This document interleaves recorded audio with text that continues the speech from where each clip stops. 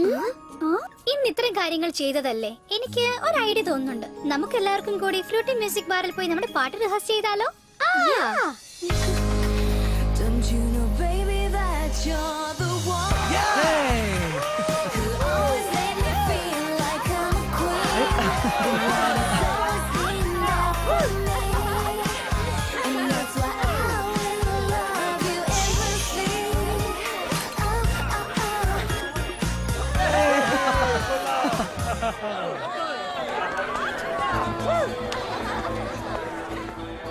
തുടക്കക്കാരെന്ന നിലയിൽ ഈ ബാൻഡ് വളരെ നന്നായി പെർഫോം ചെയ്തു.